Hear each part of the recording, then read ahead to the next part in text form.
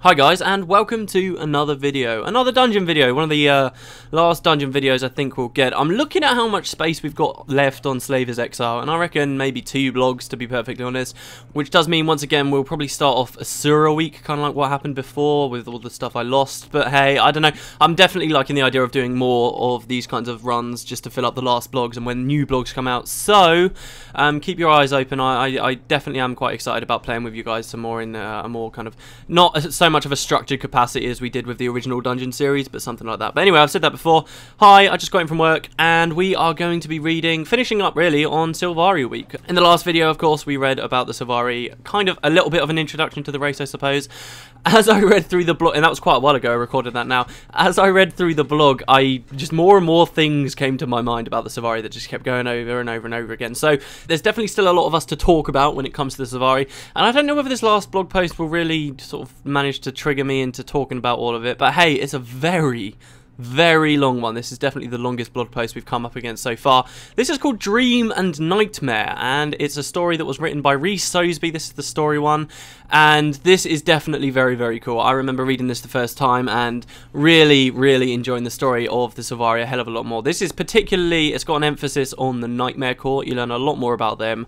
You learn about how the Sylvari view the Ventari tablet and all that kind of awesome stuff. It's just generally a very cool story and a cool blog post overall. So let's get started with it. First, I do kind of want to say, oh, you guys really didn't like me saying that Sylvari are elves, did you? I didn't like it either. I don't think the Sylvari are elves. Let me just throw this out there. All I'm saying is that the Sylvari kind of feel a role that is typically there in MMOs. The Sylvari are no more elves than the Asura are goblins or dwarves or anything like that. They're just kind of the little race, right?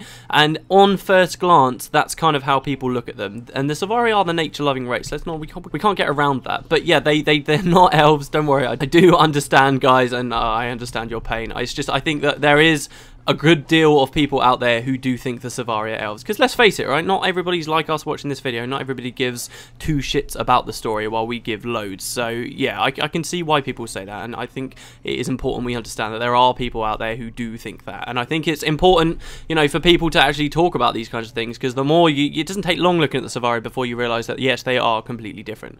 Also, the other thing, I was talking about how much people go on about Sylvari sexuality and how they fall in love and all that kind of stuff, and I just found it quite funny, because really the thing I was trying to say there is it annoys me how much people talk about it, and just me talking about it, I probably had one of the most amount of comments on it I've had in a while on one of our dungeon videos, specifically because of that, which was quite funny to me really that ended up happening, but hey, I should have seen it coming.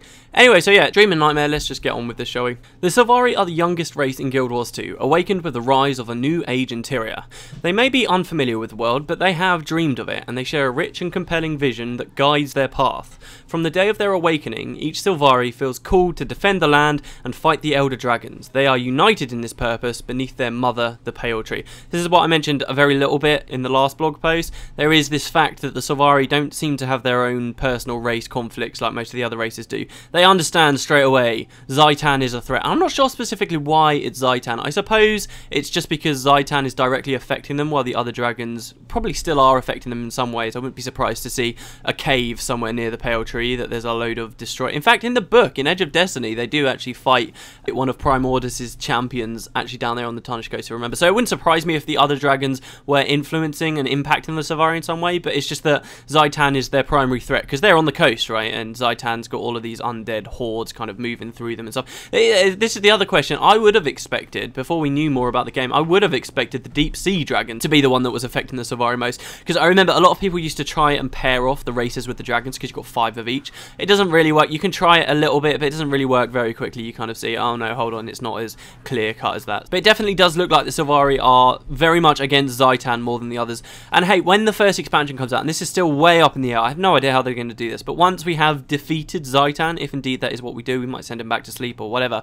Once that does happen, I wouldn't be surprised to see the Sylvari turn around and say, oh hey, yeah, now we hate Kralkatorrik or whatever. Just for the record, this is slightly off topic. I don't think that we're going to keep getting expansions, and every single expansion is just going to be another another dragon. At least I hope it's not that way, because that will get pretty boring pretty quickly. I reckon what we'll get maybe is one expansion that's going to be on one of the dragons, and then the next expansion will be like 2 of the dragons fighting each other or something. I reckon they'll change it up a little bit every now and then, which I think will be cool, because and maybe we'll even have an expansion that's got nothing to do with the dragons, or it's all about another race that's already established in lore. Like, for instance, if you've been watching my channel for any length of time, you know I really like the idea of having an expansion where we go back to the Utopia place and it's sort of expanding on what's going on with the Massar or any of those kinds of things. So yeah, that would be cool. But yeah, I don't think it's going to be one dragon per expansion. Anyway, the Sylvari hate Zhaitan. That's all we need to know. From the moment you create a Sylvari character, you're pretty much going to be fine against Zhaitan. So we go straight into the first story here, and I'll try and do a little bit more distinct voices. We'll see how it goes. But I never really have the balls to sort of go full out, so we'll see. Anyway, so the story begins by saying, in the brilliant light of noon, a petal moved. A pod opened. A Sylvari rose, stretched, and hesitantly entered the world. The 12 firstborn, called by their mother's summons, stood breathlessly to greet their new brother. They had lived for so many years alone, believing that they were all the Sylvari there would ever be, and now the awakening had begun again. Other pods in the garden moved softly, gaining ground but not yet ready to open. It was the first flowering of a new generation. "Welcome, brother," Ive greeted him, always the first with a question or a smile. She approached the stranger, holding out a cloak so he could wrap himself. "Do you know us?" another broke in. "Did you dream of us?" "Hush, Dagonet!" Ive shushed her overeager friend. "You'll frighten him." She turned to the sapling again and spoke in a gentle tone. "Like you, we are Sylvari. I am called Aif. What is your name?" "My name?" The newcomer considered the question for a moment. At last, he said, "Cadian," but his tone was uncertain. He took the cloak and pulled it about his shoulders to ward off the sun. "What is this place?" Aif smiled and tousled the Sylvari's hair, sending soft, black willow fronds dancing about his shoulders. "This is the grove, and she," Aif gestured towards the massive tree beneath whose branches they gathered, "is the pale tree, our mother. Your mother too." Cadian regarded the tree curiously, finding no strangeness in the explanation. With a nod, he looked to Dagonet. "I did dream." The scholar brightened, snatching up a scroll and a quill. "Tell me of your dream. I've studied all of ours, but yours will be the first new dream in many years." Standing taller, Cadian offered him a smile. "The first?" He looked around at the other pods, as yet unawakened. "Yes, I am the first, aren't I? None of the others in my dream have awakened. The pale tree must have wanted to see me right away. She knew that I was special." He puffed up like a dandelion. "I am first." "No, Cadian, you are second-born," a deeper voice intoned. Malamides was a tall, slender Sylvari with smooth hair that shone in iridescent colour like the wings of a dragonfly. His proud bearing was that of an ancient oak, massive branches unyielding against the storm. "Second?" Cadian frowned. "Why am I second? I have awakened before the rest. We were here first." Ooh, okay, so this story is really good. I think you guys will like it. I definitely liked it. It's about the firstborn, the secondborn, and just kind of... it's so good. And the Ventari tablet and all kinds of great stuff. And then the Nightmare Court does come into it later. Like I said, this is a really long blog post.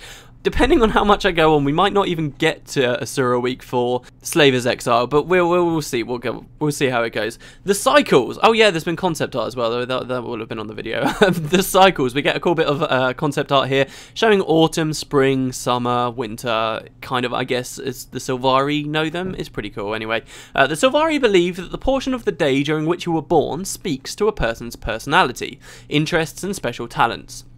They pay close attention to this, and each of the 4 cycles, dawn, noon, dusk, and night, are guided by one of the firstborn.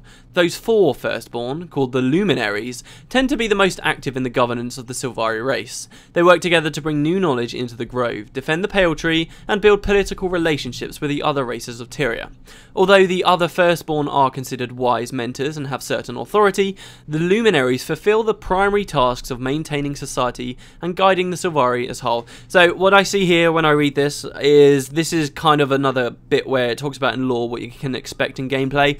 As a Norn, for example, you pick one of your spirits, and then if you remember from Norn Week, it sounds very much like then you've got your 4 NPCs, and you'll be spending a lot of time with whichever one you chose. This is kind of the Sylvari equivalent of it, I suppose. There are 12 firstborn, but those kind of 4, I suppose, are going to be the ones we see most of the time. Also, you see here the cycles. It's calling dawn, noon, dusk, and night. It used to be, I believe in the original lore when they came out with it, it used to be that it was actual seasons of the year, but there's something in my head that's telling me that was changed. I can't specifically remember where I know that from, but it was changed to these more short-term areas, just different sections of the day instead, so that it would make more sense as you created a new Sylvari. You could kind of pick which season you were in. I remember a long time ago we were kind of having a discussion about maybe having it so that literally in the real world season that you made that Sylvari, that would decide exactly which luminary you got and that whole part of your storyline. It was kind of an idea I quite liked, but once again it was another thing that people scoffed at and said, oh no, you shouldn't be restricting people. I liked the idea because it would kind of make you feel like your identity was far more important, because when you created that Sylvari, that really would be something that stayed with you, and it would actually say something about you as a character and as a player. I kind of thought that would be quite an interesting idea, but it's one of these things where they never have big restrictions in Guild Wars 2, do they? Because they want everybody to be able to do whatever they want, kind of whenever. I'm not saying that's necessarily a bad thing, it's just, you know, one of their philosophies with the game, and it kind of falls through there as well. So yeah, you get dawn, noon, dusk, and night instead of the seasons. I'm probably going to read on in a minute and find out the seasons still are in there somewhere, but I'm pretty sure that was retconned or changed. But yeah, okay, so we get a little bit of a description of each one here. So the cycle of dawn. Sylvari born during the cycle of dawn from midnight to 6 AM are natural talkers and planners. They are the diplomats of the Sylvari race and tend to be gregarious and friendly types. Their luminary is the clever Aeth, whose skill with words is only equalled by her keen aim with a bow. I like this, that in the story up there, Aeth, she's the one keen with words, and she was the first one kind of to speak. I think that's pretty cool. She is a diplomat and has travelled to each of the large cities on Tyria on behalf of her people. Those Sylvari who wish to see the world do well to speak with her and gain her wisdom before they begin their journey.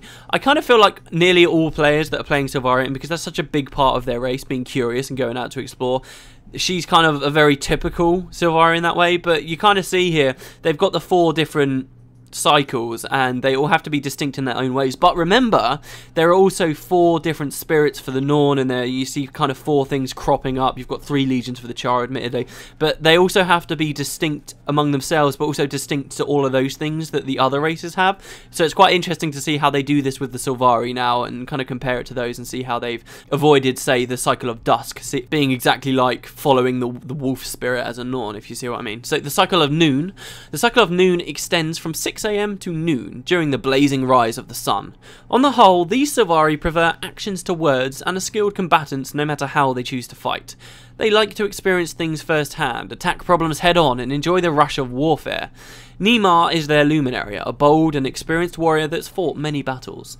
She leads a company of Sylvari called the Wardens, who are the guards and protectors of the grove. Now, if I remember rightly, they don't go back to the Wardens at all later in this blog post, so I have to talk about this right now. Wardens? Where have we heard that from before? Oh yeah, the Echo Vowed Forest. This blew my mind when I read this. This really did blow my mind. I am a strong believer that the Sylvari have got something to do with the Echo Vowed Forest. I believe that there was a pale tree in the Echo Vowed Forest. There are too many things that connect the two together. It just makes too much sense. It's too perfect. There was a pale tree there. It got petrified. The Sylvari, perhaps, that were once there. Don't forget, the Wardens, the lore that we have about the Wardens from Guild Wars factions. I'm actually going to go to the wiki here to read this out word for word, because they are portrayed as a mysterious race that we don't know where they came from. Hold on one sec. Here we are, Warden, okay? The mysterious and ancient Wardens guard the areas of Cantha hit hardest by Shiro's legacy. Protectors of the Echo Vowed that was, they now guard the petrified forest it's become. They may once have been human, perhaps powerful druids. Okay, remember what I said last blog post about how the druids of the Maguma may be what's left over of the Sylvari on the last time the Pale Tree was awake? But they long ago merged with the spirit they served to become something altogether different. Now they stand as the ultimate protectors of the Echo Vowed that is. The clan claims the right of vengeance for what... There's a lot of lore here, obviously, to do with the context of factions on the whole. But there's this stuff, obviously, about Ergos as well. How we have the Sylvari who revere the Pale Tree as an actual entity, something that can think, and we will see further in this blog post that will be expanded on quite significantly. I see the Pale Tree as something very similar to what Ergos was like. Obviously, Ergos is very different because he was completely corrupted by Shiro, and these, if they were Sylvari, it was definitely a very, very long time ago. But also down here, okay, wardens, it's got a paragraph about wardens and their names, okay, so they do not take names as such, that's not too similar to the Sylvari, but take monkiers from their rank in the clan's natural hierarchy. The lowest rank, least powerful wardens are associated with the small forms and shapes of nature, leaves, moss, seashells, and so on. Higher up are the wardens who take their name from particular trees or larger forms of sea life. The Sylvari don't adhere to this. However, protectors of the wardens that lead the clans take the names of the seasons. This is also something that we were hearing about the Sylvari. Again, that might have been retconned, but there's too much similar. There's also something else. We saw in the Gamescom 2011 demo, there are thorn wolves with Sylvari that are a part of the Nightmare Court. There's so many parallels. I am almost positive that there is something going on here. There's some kind of a connection between the Sylvari and the wardens of the Echo Vald, and it just makes good sense as designers for them to write something in there for the lore, because think about it, we're going to be going to factions probably, we're going to be going back to Cantha probably at some point in the future, right? But now we have 5 races. There aren't just the humans, we have 5 races. I happen to think when that expansion comes out, we'll have the Tengu as well, so 6 races. Obviously, the Tengu have got a stake in what's going on in Cantha, and obviously the humans do. But there's going to have to be a motivation or a reason, so that there's something personal for the other races to go there. There's got to be some personal reason for it. The Asura is not too hard to do, obviously, because we've just got the Asura lived underground. If you take what happened at the start of Eye of the North, if you were a factions character as canon, then you can say, obviously, there were Asura gates and stuff around there. Not too far-fetched. The Norn, okay, that's a bit harder, but there's a lot of mountainous regions we haven't been to yet. There could well have been other Norn there. We've got that hole to the other side of the world, and while I don't bank on it coming up, I would love it if that hole to the other side of the world that some Norn went down to explore came out somewhere in Cantha. That would be incredible. But there's a lot of stuff that you could do, but it just makes good sense for the Sylvari to have some kind of motivation or personal reason to go to Cantha. And hey, if there's a freaking pale tree there, if that's going to be the clues to the origins of the Sylvari, if that's going to come into the plot now that the elder dragons are awakened again, don't forget that obviously Shiro's magic, all that power that came from Dwayne, that's all worn away now, so it's a regular forest again. So now also the elder dragons are back. If the Sylvari do rise when the elder dragons rise to combat them, there could be all kinds of stuff going on there. We just don't know. I don't think that this is something that you can ignore, and I'm a big believer that there'll be some kind of connection. I'm probably going on about it way too much because I remember I posted on Guild Wars 2 Guru about this when this came out and everybody like shot me down completely. But I think there's enough here for something tangible to be going on. But those guys aren't convinced unless there's like 100% accuracy or something's explicitly stated. Anyway, that's just my theory. I like the idea. I don't know why you wouldn't like the idea of something going on in the Echo Vald Forest to do with a pale tree. But anyway, so we'll continue on.